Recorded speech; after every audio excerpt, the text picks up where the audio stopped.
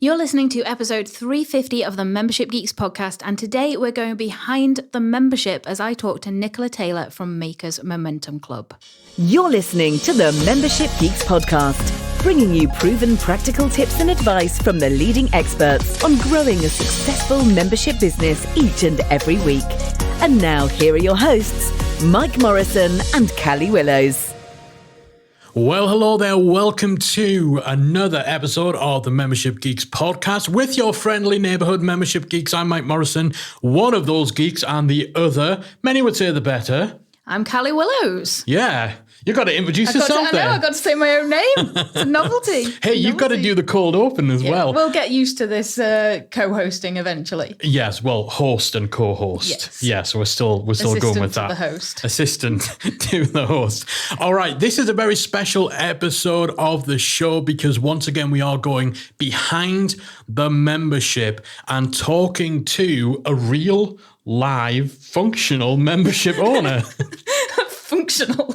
Yeah, with working face and working brain and everything. It's an actual real membership owner. Woo. I'm sure Nicola will be pleased to know she's got a working face. I mean, I think it's a compliment. Definitely. You have a face that works how it should. But yes, so for those of you who haven't listened to one of our Behind the Membership episodes before, or you didn't have the great pleasure of listening to the entire podcast we had Behind the Membership, which has been merged into this one mega show. It's basically, these are real conversations with real membership owners. No fluff. They're not on here to sell. They're not on here to brag about how amazing they are and how much money they've made. We're really getting into the nitty gritty, the down and dirty, the real stories and journeys behind membership owners. Good, bad, everything in between. And it's one of my favorite things that we do. And judging by a lot of the feedback we get, it's one of the favorite things for our audience as well. Yeah, I love hearing people's journeys. They're all so different and varied as well in what could be quite a similar industry, really. Absolutely. And every single month, we are bringing you a brand new Behind the Membership episode right here on the Membership Geeks podcast. So if you are a first-time listener, first of all, you picked a great episode to start with, but make sure before we get going that you hit that subscribe button in your podcast app to ensure that just like Aerosmith wanted, you don't miss a thing. Stop cringe. I know that cringy look on your face. Normally, if I record this on my own, I've only got my own cringiness to tolerate. Yeah. I was just trying not to break into song. Yes, please don't break into song. We don't want people to listen. We want them to subscribe. If you're already subscribed, if you're a long-time listener, you know we appreciate each and every nanosecond of attention that you give to us. And we are sure you're going to enjoy today's episode as Callie goes behind the membership with Nicola Taylor from Makers Momentum Club. So let's do this. Today, we're going behind the membership with Nicola Taylor from the Makers Business Toolkit and the Makers Momentum Club. A big, big welcome to the show, Nicola. I'm really looking forward to talking with you about your membership today. Oh, thank you for having me. I'm honoured to be here.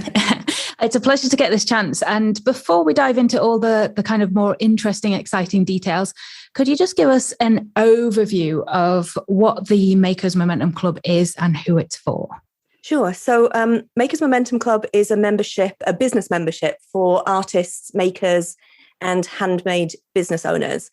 And we've got a really kind of diverse group of members from traditional 2D painters, photographers, illustrators. We've also got ceramicists, potters, jewelers, people who make children's clothing. And then we've also got some members who you might not consider makers, people like bakers and even some authors as well. So what all our members tend to have in common is that they create something in their brain and then they turn it into a product, whether that's physical or digital, and then they sell that product to the public or to a shop that then sells it to the public. And so we tend to focus on people who are in the first 5 years of their business, because the membership is really focused on kind of like the fundamentals of business, making sure that you've got a product that you can physically make, sell, and make a good living from doing. And we try to get everybody to put in place those real business fundamentals that sometimes get skipped when you start a business informally, which is what a lot of makers do. So yeah, we've been running for about 5 years now, which sounds really kind of crazy to me to say. And we've been through a lot of different iterations, but that's where we are right now. That sounds awesome. I love that. And I love the variety it sounds like you've got of your members there as well. Yeah, I think that, the business skills that I teach and that I help support people with in the membership, I don't think are specific to makers, although we do cover a lot of things, getting your work into shops and galleries that are kind of specific to art and craft. But I think that, we're teaching those beginner fundamentals about how you make money from a business, and also how you find customers, how you promote yourself, and how you learn to work differently when you work for yourself rather than working for someone else. So it's applicable to a lot of people. And we do kind of occasionally get members who are not makers at all, just because the content appeals to them.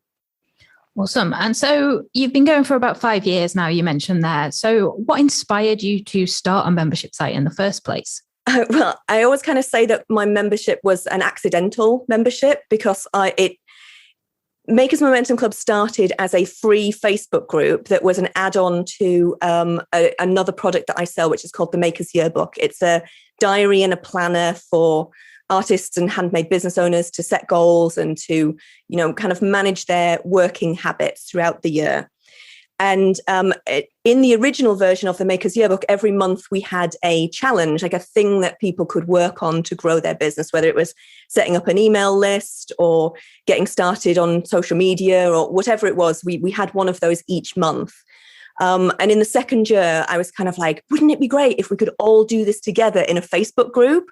And so that's kind of where it started. And then it almost kind of snowballed from there as people asked for more and asked for more content, asked for content that was more educational, really, and that was more joined together than what we were offering to start off with. And so we added in, a full membership site and educational content and live Q&A calls and all of that stuff as well. So it's been, although I've been a membership owner for 5 years, I don't feel like I had like a fully fledged membership until probably a year or two ago, because I was still just kind of going with what people were asking me for. Okay, so I love that this kind of started from kind of people asking for more from you, essentially, and that evolution there. But I'm curious to know, it sounds like initially you were doing a lot of this for free as kind of add-ons for the diary, the journal. So did you get any pushback from people when you kind of turned that around into, okay, I'm going to start charging for a membership now? Yeah, it's been kind of quite a long process of going from it being completely free and part of the yearbook to being completely separate and paid for completely separate on a subscription. We didn't go from one to the other in one step, but I would say it's been one of the significant difficulties that I've had. It has been navigating that journey. So what we initially did was to say, okay, it was free and part of Makers Yearbook to start off with, when it was only supposed to be a community with very little work and very little input from me. And then it became a paid add-on to the yearbook, so you could purchase it as an add-on. And, we definitely had some pushback at that point that had to navigate and had to kind of explain.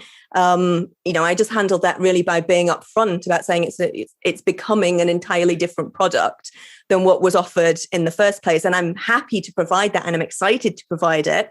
But I can't do it for free, and I can't do it in the price of the yearbook anymore. So it then became a paid add-on.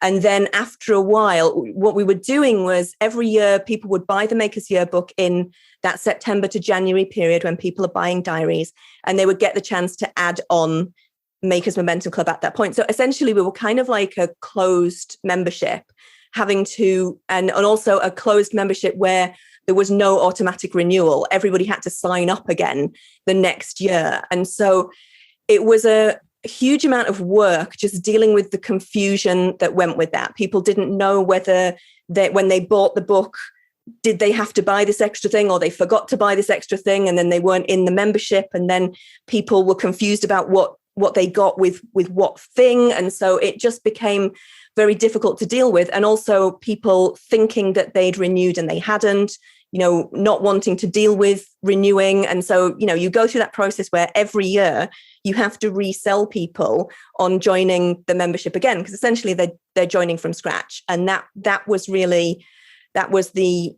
next problem that we encountered. So we went from free to paid add-on, and then suddenly we've got this problem with how I've set it up again. So I've made so many mistakes in the way that I've kind of charged for this, or the way that I've packaged it. And now we've got to the point where Makers Momentum Club is now finally completely separate from Makers Yearbook. Although we do still get queries from people about whether if they buy the book, do they get it? And so, it's now a completely separate product, paid for on monthly and annual subscription. And that is significantly reducing the amount of kind of customer service inquiries we get, and just the amount of work of explaining the product to people over and over and over again. Awesome. So I really like that you've done that evolution, though, because you can see then the different effects that has. And as you say, the non-renewal, automatic renewal and things like that, how then having that monthly and annual automatic renewal, it can make life so much easier, really. I think that you can really, really underestimate the impact that a bad business model can have on your growth and also on your life as a person. That you're constantly fighting against things, and you've just made it more difficult for yourself than it needs to be. So I mean, that was one of the bigger reasons for wanting to move to this like completely open model where we sell all year round, was that I couldn't help people in the rest of the year, because I couldn't say to people, look, you've got to buy the Makers. I know it's October and it's last year's book, but you've got to buy the Makers Yearbook if you want to join now. And, it's still totally worth it, because it's, it still works out really, you can't convince people of that. That's not an easy sell. And so, I feel so much better about where we are now in terms of being able to just show people what Makers Momentum Club can do for them, and not putting these unnecessary barriers in the way to kind of converting people to join. Yeah, that definitely sounds like it's going to be much easier for you moving forward. And so is this and the yearbook a full-time business for you, or were you working on other products and services and things as well? When I initially started the yearbook and Momentum Club as it was then, I was working, I had my own business as a fine art photographer as well. So I was actually, somebody who would have been one of our members. And then as time has gone on, I kind of had to make a decision. Was I going to keep Makers Momentum Club small and manageable, and so I could do my photography as a business as well? Or was I going to say, well, I'll keep my photography for myself, and I will concentrate on Makers Momentum Club, because I was being asked for more all the time from the members, and I wanted to give it and I wanted to do more. But there came a point where I had to say, I have to choose between these two things. And so now, Makers Yearbook and Makers Momentum Club is my full-time business, and I keep my photography just for myself. So I'd love to know then, and this might be a little bit of an odd question, but you mentioned you've had challenges with the business model over the years and getting the right fit. For a lot of people, they might have taken that as a sign to just burn it down, stop it completely, and move on to something else. So what made you actually persevere and keep tweaking that model until you found kind of the perfect fit, so to speak? I mean, I think it was because there was always demand for what I was doing. I wasn't in that position where I was trying to sell something and nobody seemed interested in it. I was, helping people because that's what I was just drawn to do. And people were asking for more and more and more from me. I wanted to provide it. So it felt like solving a problem, and in many cases, a problem I'd made for myself, but it felt like solving a problem rather than fighting a battle against something that wasn't going to be successful. I could see that there was a need for it. I could see that I could probably deliver it at a price that our customers at their particular stage of business could afford, but I just wasn't quite getting it right. I wasn't positioning it right. And so for me, I never felt like giving it up. I just felt like I just needed to work out the right way to position it and the right way to sell it. It never really felt like it wouldn't work. It just felt like it was not working for me personally, if that makes sense. It was going to work as a business, but for me personally, I had to make changes to make it just more enjoyable to run. Yeah, and I love that you've persevered and done that as well. And yeah, the end result's great. So definitely worth it in the end. So speaking of that, then we've talked about some challenges there, but it's been 5 years since you started on this journey. So what would you say the actual biggest challenge you've had has been aside from that business model? I actually think the biggest challenge is right now, and where things are right now, because I feel like we're 2 years past the beginning of the pandemic and the world has changed so much. And, I'm teaching a model of online business that kind of depends on being able open trade around the world. And that is changing and becoming much more difficult. And then, COVID has changed so many things for so many people. And so while I'm facing all of these headwinds in my own business with trying to ship Maker's Yearbook around the world and trying to navigate the, hugely increased shipping costs and all of the taxes and import duties and all of the new regulations that have come with Brexit, but that are also coming from countries just wanting to tax more on imports. I'm navigating all of that, and my members are navigating all of that as well. And I kind of feel like we're in this moment where there's not they're looking to me for answers, and there's not a good answer to any of those problems and any of those questions. And that's not to say that it won't get easier, but it's not easy to hear that when you're in a membership and you're looking to somebody to kind of help you and, take their experience and translate it into something that can make things easier for you. So I think this feels like the most challenging time. And when I think about how I'm going to grow my business this year and how I'm going to manage the process of creating and delivering the yearbook, I don't know how it's going to go. And I feel like for my members, they don't know either. And there's very little I can say to reassure them. And that's a very difficult position to be in as a membership owner, to have to say to people, like, I don't really know what the solution is to this. And there isn't really a good one right now. But, let's try and do what we can do within these constraints. For me, that feels the most challenging thing that I've experienced since I started. And I guess you've kind of got a double-edged sword there, because in some ways having the membership presumably acted as a little bit of a buffer for you whilst there was all the issues with the product sales.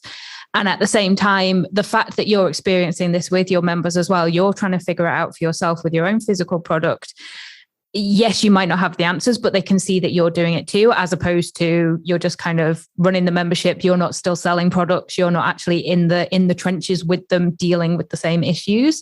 I would imagine there's kind of a lot going for that in terms of being able to actually relate to your members. Yeah, I do think that having Maker's Yearbook as a product, even though I'm designing that product and having it made for me, I'm not really a maker in the same way that they are. Just having that connection to the same type of business issues that they're facing, I think really helps in terms of understanding the things that they're going through and the things that they're experiencing, whether it's just, customer service just being much more difficult because everybody's so stressed out from COVID and the pandemic, so it's whether it's that kind of thing or whether it's just these shipping issues, import duties, how do we navigate taxes to the EU, how do we deal with all of that stuff? I think the Maker's Yearbook helps with that. I do think as well that for me, I actually don't know whether COVID was an insulation from it. I think product sales actually did pretty well last year. In 2020, early 2021, things were still kind of okay. I think it's from late 2021 to now, where things have got much more challenging. There's some extra changes that have come in because of Brexit. The EU changed their rules on import. Just selling products became more difficult at that point. So I think that, I can understand what they're going through, and I think that helps me. But at the same time, it's hard to be having to say the solutions to this just aren't good, and they're not easy, and they're expensive. Yeah, I don't envy you that at all.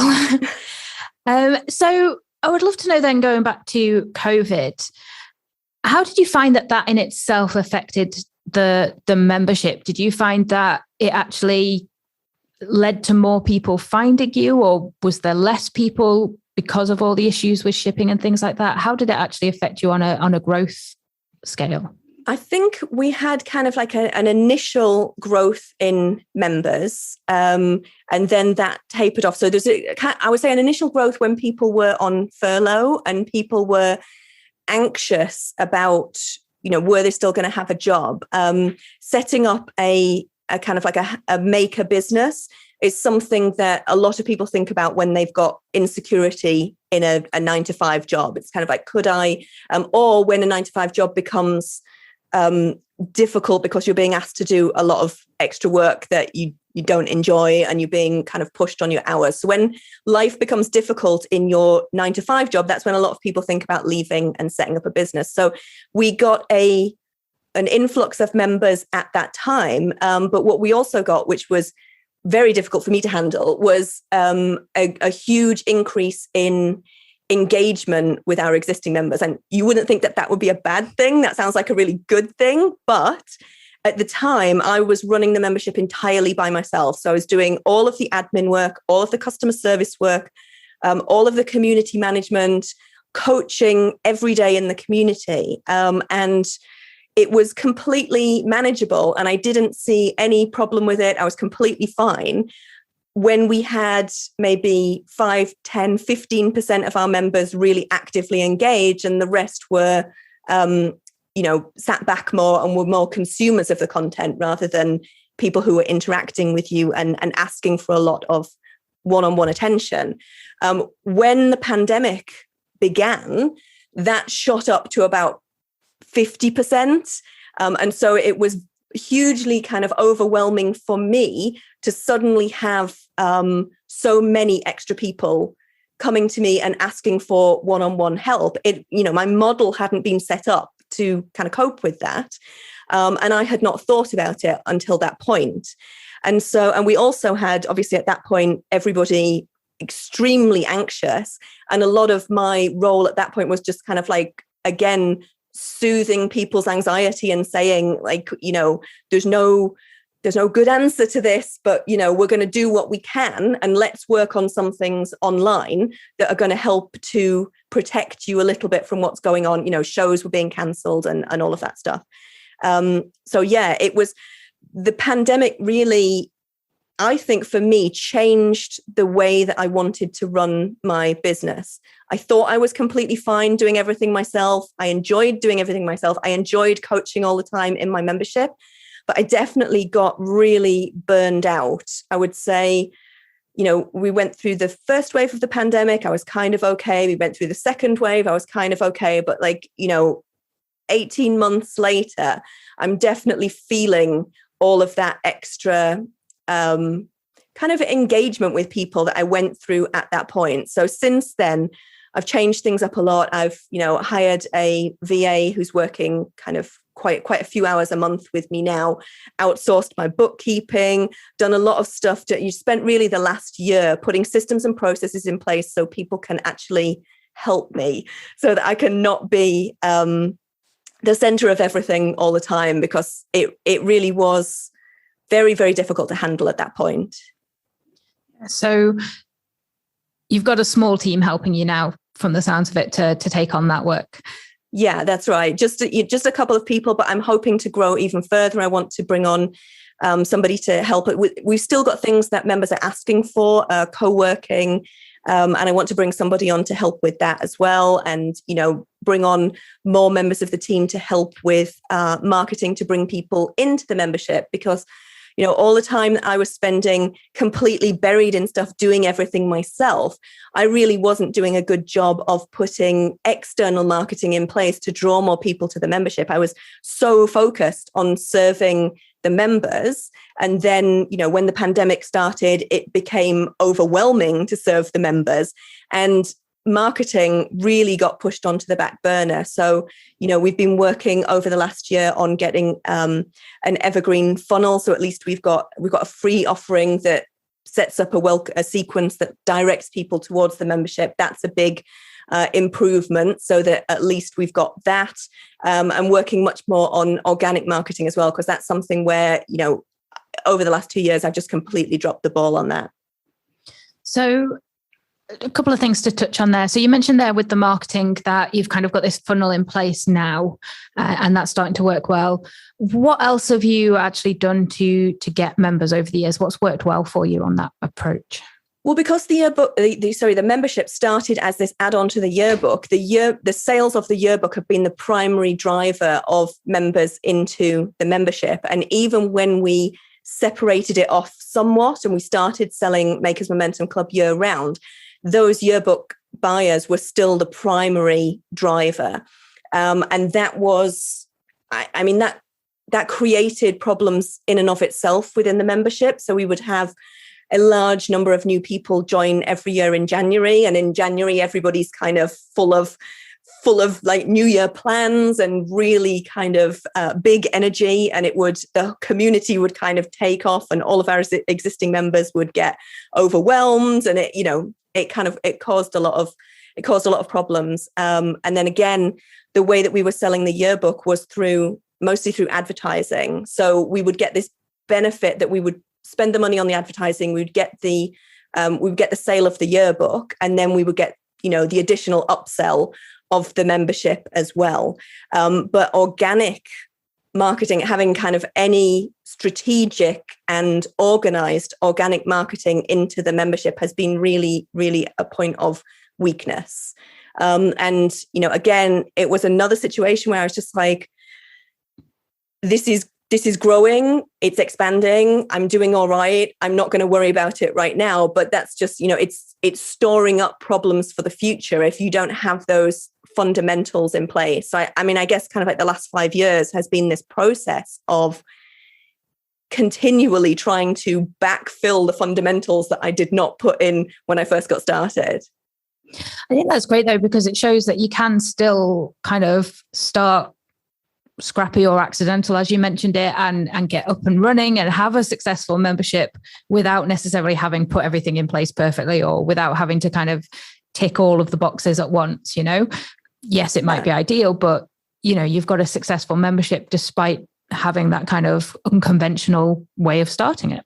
Yeah, I think that like I'm an example that you can do it wrong. You can do like most things wrong and still be all right if you are delivering a product that people want, and if basically you're giving your members what they want and what they need from you. You can get this stuff wrong and you can fix it. It's painful, it's not comfortable to go through this, and you can end up doing a lot of explaining to people who've been members for 4 years that suddenly everything's different now. But I think you definitely can do it, and so you don't have to get everything right from the start.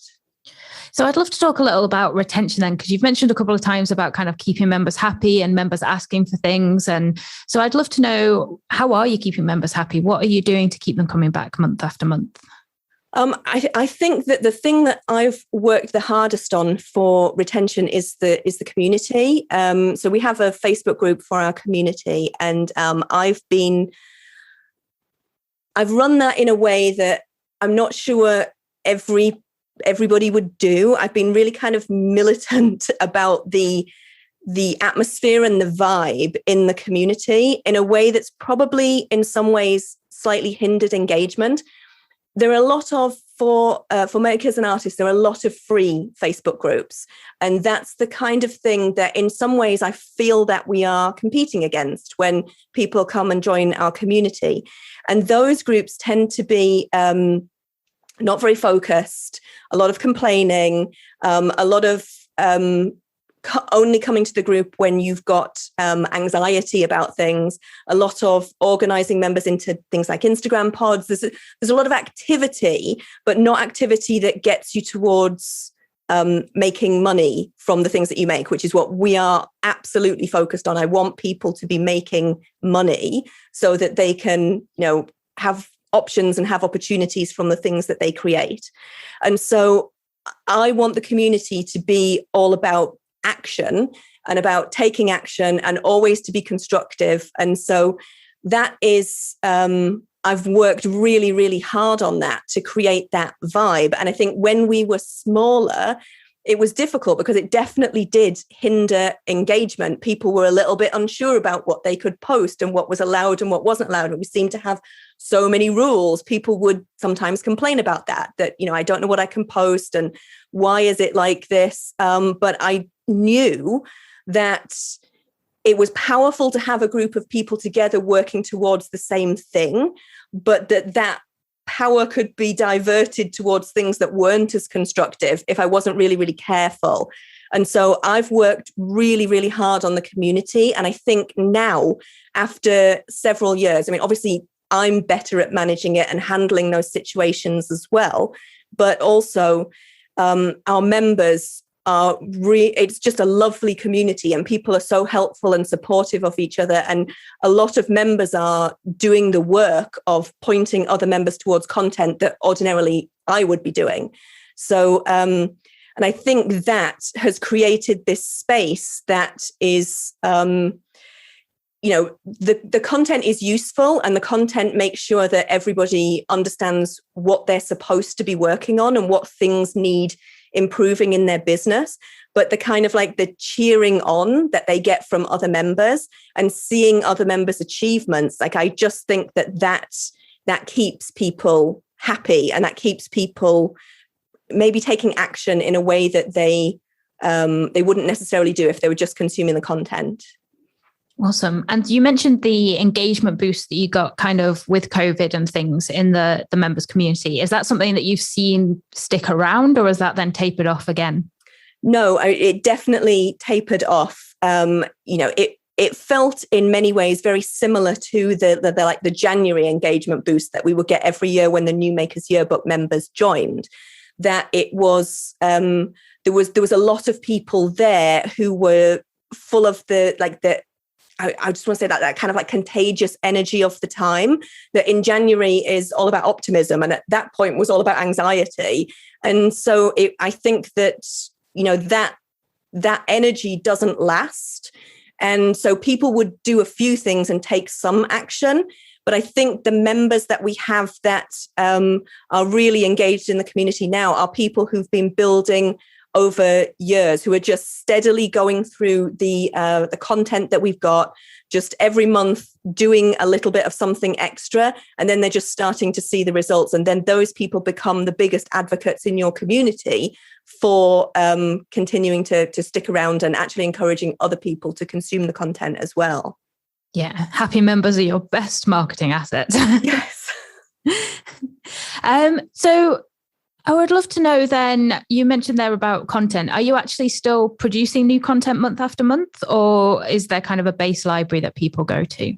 So we have, I produce new content. So our content is still called a challenge. It used to be in the yearbook that we had a challenge every month, and we still call those, I guess they're more like mini courses now, but we call them challenges.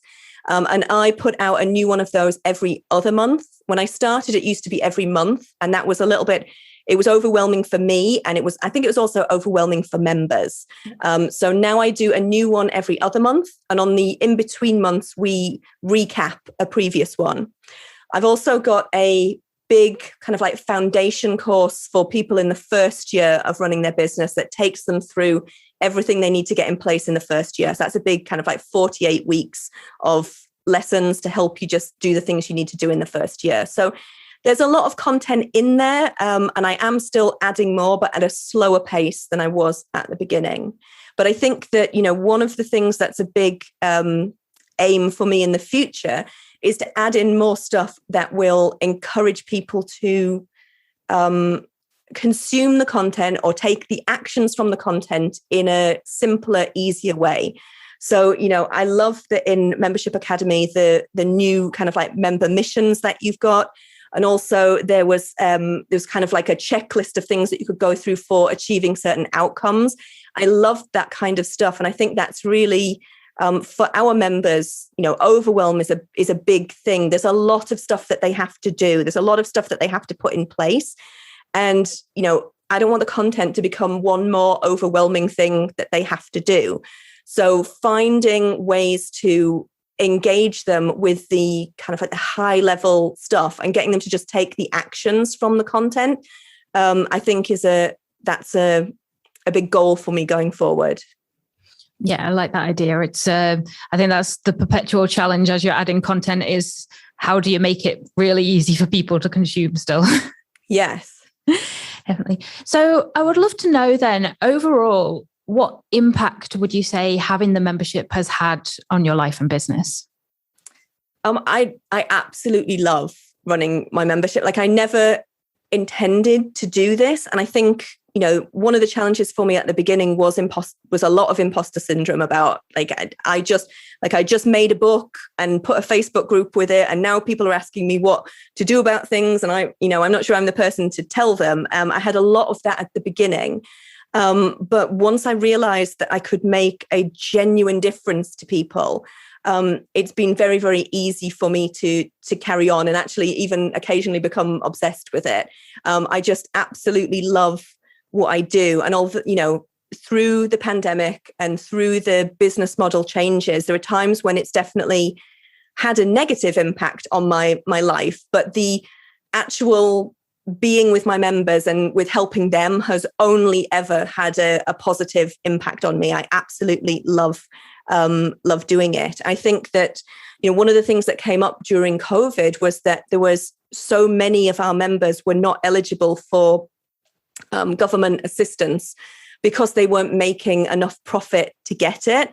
And I was like, okay, so this is going to be a mission for me now for the next few years to put a stop to that and to make sure that people who are creating these kinds of products, because these are the same products that department stores and retailers have been selling and making profits on for decades. But the people who create them and the people who create them and then try to turn them into products themselves are not making any money and are not getting paid. And, that's not right. And I want to make sure that I can help to change that. And so it's had a hugely positive impact on my life doing this.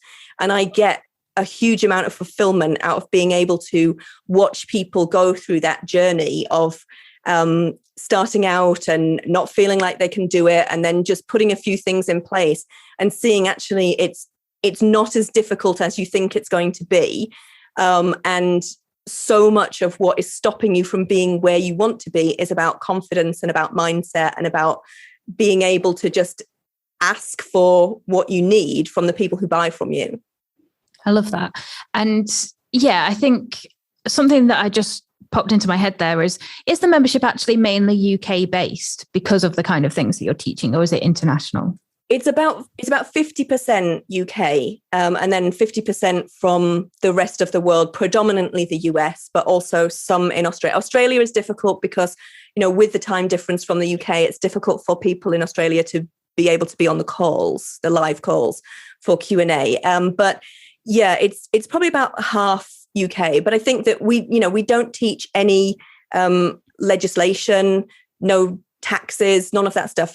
I'm not qualified to teach that. And also it's just so different for all of our members. So we really stick to the fundamentals of business, which are pretty much universal wherever you are in the world.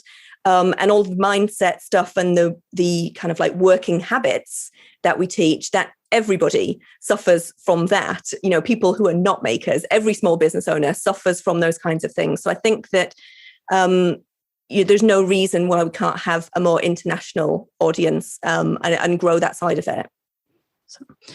So as we wrap up then, I would love to know what your one tip would be to any listeners who are thinking of starting a membership, or maybe they've just launched their membership, what's one piece of advice you would give them? I think that you don't get into it if you don't love it, because I know that I've been in communities with other membership owners where they don't want to be really involved in their membership. It's a part of their business, but they just want it to run and provide that recurring income without actually being involved in it. I took a course for community managers where essentially we were kind of told that, you shouldn't really be running your own community. And I was like, no, I would hate that. Like, I want to be there. I want to be talking to people. I want to be knowing about what they're doing. I want to be helping them. It would be the worst thing for me to just have this thing running alongside in my name, with people just paying every month and I'm not engaged with it. I think that you have to love it. You have to want to really help those people and be with those people. But at the same time, you do have to keep something of a boundary for your own kind of well-being as well. But yeah, I think don't start it thinking that it will be simple and easy, because it's definitely not. But it really does bring those rewards if you are into it, and it lights you up to do it. Yeah, I think that's the key there. It has to light you up. Otherwise, it's just going to fizzle out eventually, or you'll end up hating it. Yeah. I think you just end up not wanting to do it and not wanting to deal with it. And it, because there's a lot of administration, not only of the member accounts and all of that. There's a lot of administration that goes with the back end of it. There's a lot of administration that goes with the content side of it. And, you can hire people to do those things, but there's cost involved with it. And if you're the figurehead of your membership as well, people will always come to you with questions and will always want support and contact from you. And if you're not into that, it's going to be an uncomfortable process to keep pushing back on that. So one final question then, and that is there anything I haven't asked you that you would love to talk about when it comes to your membership or your membership journey? I think we've covered a lot. I've talked a lot, so I'm not sure there's a lot that I haven't covered. But yeah, I've really, really enjoyed my membership journey so far. I feel like this is the hardest point. This is the toughest it's ever been, just because of the burnout that I experienced during COVID and the difficulty that, I think you always underestimate how long it's going to take you to make foundational changes in the way that you run your business. So even just like taking on a VA, if you've never done that before, that it took me a year to get the processes in place for that, and to get, my VA was working and up to speed before that, but if she'd left, nobody else would have been able to do it. And so I think it's been, the last couple of years have been tough. And then now there's these challenges out in the world as well that weren't there before, but I have enjoyed the journey so much so far. And I'm just kind of like, I'm excited to keep growing it. Awesome. I'm excited to see how you continue to grow it as well. So thank you so much for joining me today, Nicola. As I said, I'm really excited to see what the next year, the next 2 years, the next 5 years have in store for the Makers Momentum Club. And if anybody listening wants to check out the site and the Makers Yearbook, the Momentum Club, it's at makersbusinesstoolkit.com. Is that right? Yeah, that's right. Awesome. So all that's left for me to say right now is thank you again so much for sharing your journey with us, Nicola. It's been my pleasure. Big thanks again to Nicola Taylor from the Makers Momentum Club for sharing her journey with me on today's episode. Yeah, that was a great conversation. I always love hearing the stories from proper membership owners, people who have done it and are still doing it, and the passion comes out, and just there's always something new to learn. I found it so interesting with Nicola, the way that the pandemic, and obviously a lot of these behind the membership stories right now, we're seeing the effects that COVID has had on people in the membership industry. But it was really interesting how engagement was one of the main things that changed in Nicola's community, and it skyrocketed, which means obviously, her members saw that community as somewhere they could get the connection and the support that was being cut off by the pandemic. So that's fantastic, and it's great, and it's amazing, and we'd all love more engagement in the community. But I like that Nicola shared the other side of the coin, because it's not all rosy when you get what you want and you get that extra community. Yeah, definitely. And I think whilst Nicola's obviously very happy to give that support to her members, realizing that as a one-man band at the time, that does add a lot of extra work, a lot of extra pressure, a lot of extra stress to be that solo support network, essentially, for a huge chunk of your membership. Yeah, absolutely. We always say we'd love more members. We love more engagement in our community. We want more people to do more of the things we're asking them. But sometimes when you get what you hope for, you don't actually realize that it comes with additional work. It comes with additional logistical challenges. And, the fact that Nicola's been able to navigate that and have the Makers Momentum Club community somewhere that can play that valuable role for her members during such a difficult time is fantastic. So all credit to Nicola. Yeah, definitely. All right. Hopefully you have enjoyed today's episode. I can't see how you couldn't. Once again, if you're not subscribed to the show, make sure you hit that subscribe button in your podcast app. We'll be back again next week with another installment of the Membership Geeks podcast. If you enjoyed this week's episode of the Membership Geeks podcast, we invite you to check out membershipacademy.com. Membership Academy is the original membership about memberships, and it's the essential resource for anyone at any stage of starting, growing, and running a successful online membership business. Whether you're still trying to figure out what your idea is going to be and you need some help making it a reality, or whether your website is already up and running and you're looking for ways to grow and attract new members, then Membership Academy can help you to get to the next level. Not only do you get access to our step-by-step membership roadmap, our extensive training library, and exclusive member-only discount and tools, you'll also become part of our supportive, active community of membership owners that will help you along the way in your journey with feedback, encouragement, and advice. All of this and more make Membership Academy the #1 place to be for anyone looking to start, manage, and grow a successful membership business. Check it out and join the community at membershipacademy.com.